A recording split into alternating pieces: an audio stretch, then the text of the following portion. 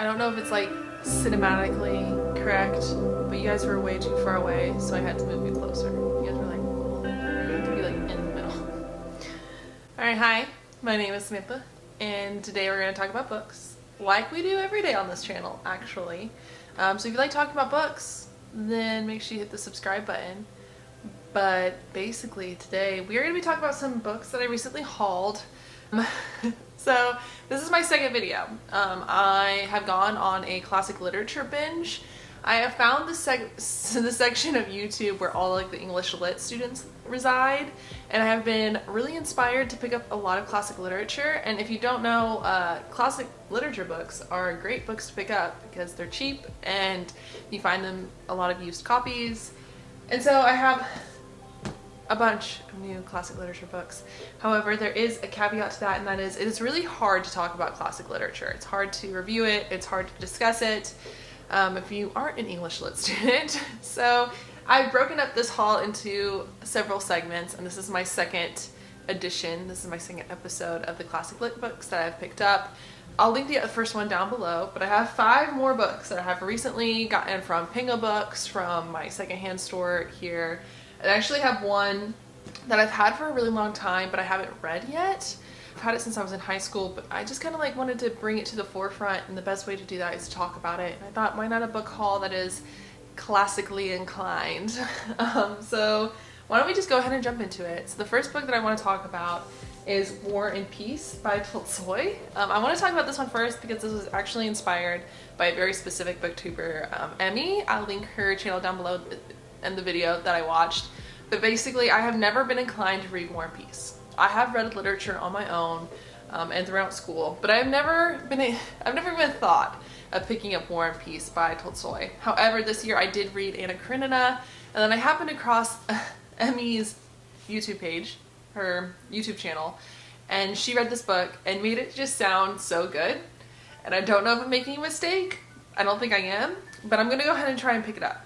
So this is the Barnes & Noble's Classic Edition. War and Peace basically follows several, 5 families struggling for survival during Napoleon's invasion of Russia.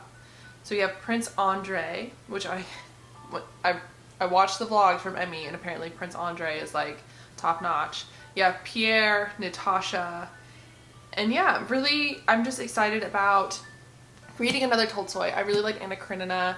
I know Russian literature in itself is very overwhelming, and it's its own section of literature. So I'm excited to sort of like bring myself into it.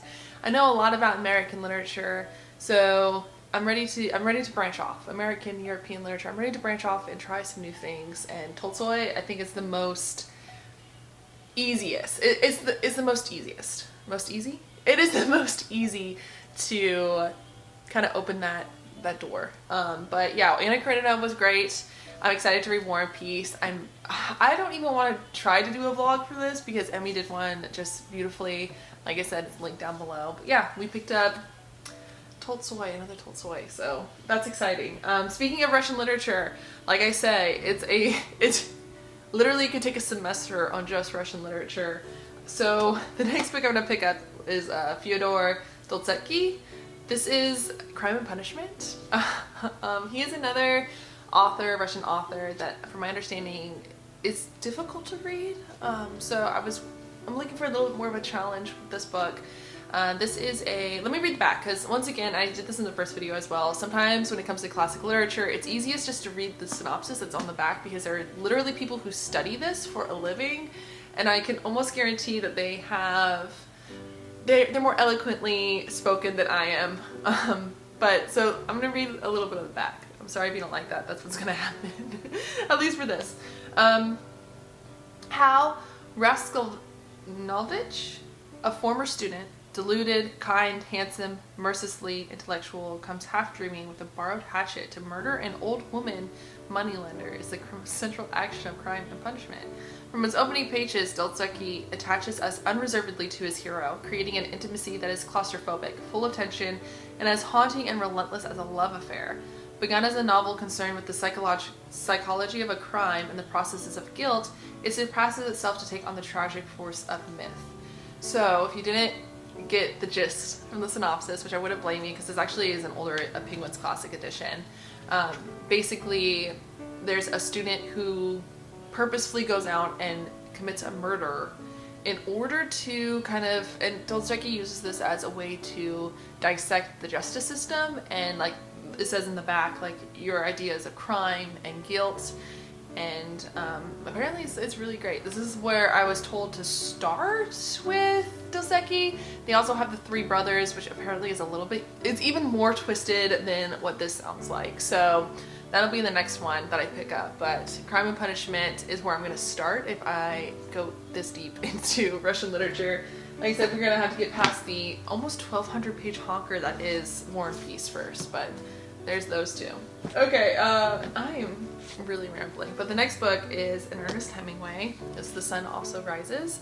This is my first Hemingway, and from my understanding, Hemingway is somebody that a lot of people love, a lot of people enjoy his writing, so I'm excited. This one is about a bull rider, from my understanding. It's very small, which I'm also excited. I'm hoping that I might be able to use this book to recommend to other people who want to get into classics, because I hear that this is very approachable.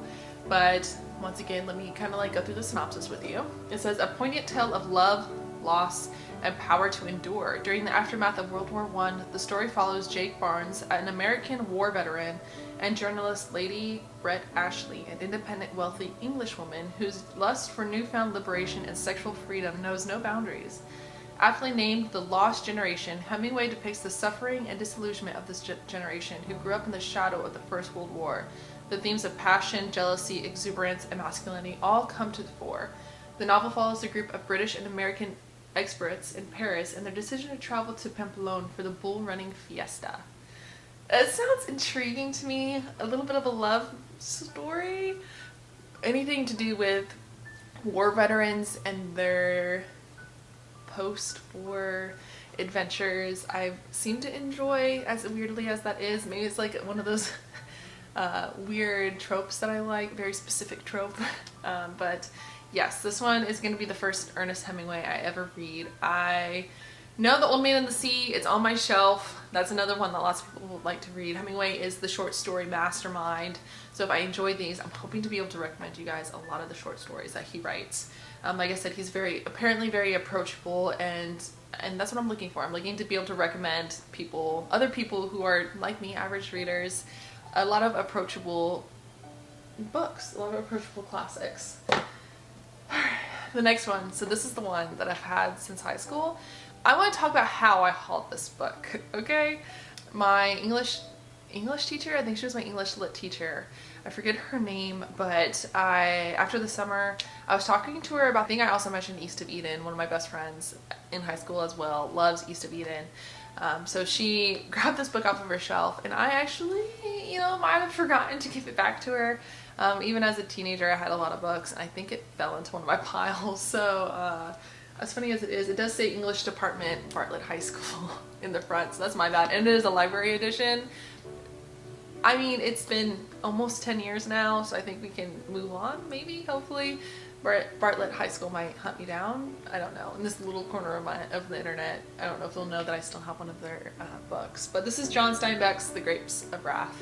If you're new here, East of Eden is one of my favorite all-time books. It is a book that I reread yearly.